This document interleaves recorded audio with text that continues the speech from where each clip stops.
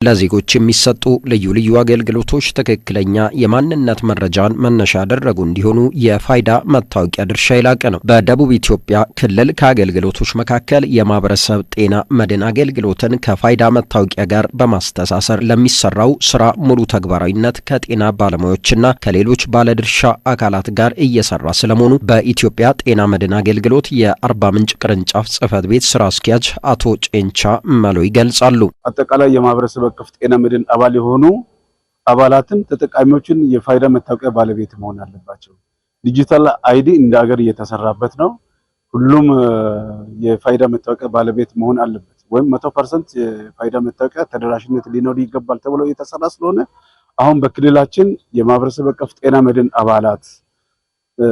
አባል ሆነው ሲያበቁ ጎን ለጎን ደግሞ የፋይዳ መታወቂያ ተጠቃሚ መሆን አለባቸው። ወደ ጤና ተቋማት አገልግሎት ለማግኘት ሲሄዱ ከዚህ ቀጥሎ የማህበረሰብ አቀፍ ጤና መድን አባልነት መታወቂያ ሳይሆን የፋይዳ መታወቂያ መነሻ አድርገን አገልግሎት ስለምንሰጥ መነሻው የፋይዳ መታወቂያ ተደራሽነት ባለቤት መሆን አለባቸው የሚለውን መሰረታዊ ሐሳብ ተግባራዊ ለማድረግ ነው። ሁሉም የክልሉ ነዋሪ የፋይዳ መታወቂያ ባለቤት እንዲሆን በሚሰራው ስራ የክልሉ መንግስት ኮሚኒኬሽን ጉዳዮች ቢሮ በተለያዩ የመገናኛ አማራጮች ግንዛቤ እንዲፈጠር እየሰራ የሚገኝ ሲሆን የጤና መድን አባላትም ሙሉ በሙሉ የፋይዳ መታወቂያ ባለቤት እንዲሆኑ ከአገልግሎት ጽህፈት ቤቱ ጋር በቅንጅት እየተሰራ ነው።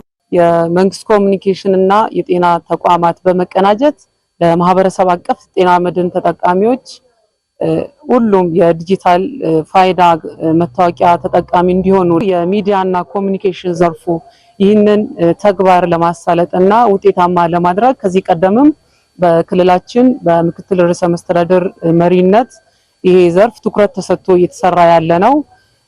በዛም ጋር ተያይዞ በየሳምንቱ የመንግስት ኮሚኒኬሽን በተለያዩ የሚዲያ አማራጮች ከሚዲያ ተቋማት ጋር በመቀናጀት ይህንን ተግባር እንዲሳለጥ ዘርፈ ብዙ ስራዎችን ሲሰራ ቆይቷል። በዚህ በተያዘው ወር ሁሉንም የክልሉን የጤና መድህን አባላት የፋይዳ መታወቂያ ባለቤት ለማድረግ አሰራር ተዘርግቷል። እስከ መጋቢት 30 ድረስ ቢቻል የጤና መድህን አባላት የፋይዳ መታወቂያ ባለቤት መሆናቸውን እናረጋግጣለን ብለን ነው ስንል እንግዲህ ሁለት ስራ ነው የምንሰራው። አንደኛው እስካሁን ድረስ የጤና መድህን አባልም ሆነ ሌላውም የህብረተሰብ ክፍል የፋይዳ መታወቂያ አለው የለውም የሚለው መረጃ አልተሰራምና አንደኛው የፋይዳ መታወቂያ ያላቸውን የህብረተሰብ ክፍሎች ለይቶ የመታወቂያ ባለቤት መሆናቸውን በመረጃ አደራጅተው ማስቀጠል ነው።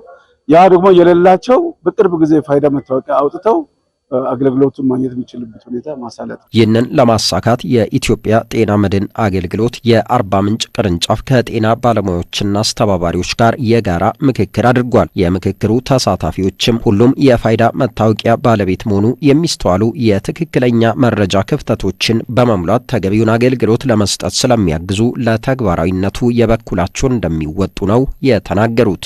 በከተማ ደረጃ ክፍለ ከተማ ቀበሌ እያለ ከጤና ተቋማት ድረስ በማውረድ የጤና ኤክስቴንሽን አመራር ጋር አንድ ላይ በመሆን ይህን ወደታች እናወርዳለን። አስፈላጊ ነው። ዜጎች ሁሉ መንግስት ባቀረበው እድል ተጠቃሚ ሆኖ ፋይዳ መታወቂያ ሰው የማጭበርበር የማታለል እሱ በቀድሞ መታወቂያ አስመስሎ መስራት ሁኔታ ይቀራል።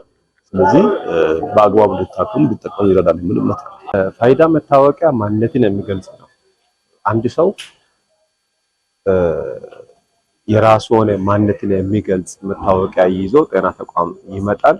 በዛ ልክ አገልግሎትን ያገኛል። ከዚህ በፊት የነበረው ሂደት ግን ደፍተሩ የተለያዩ ሰዎችን አስገብቶ ሊጠቀሙ የማጭበርበር ሲስተሞችን የሚጠቀሙበት ሂደት ይኖራል ብዬ አስባለሁ። አሁን ላይ ግን በተለይ ፋይዳ ጋር ማስተሳሰሩ ለኛ ትልቅ ጠቀሜታ ይኖራል።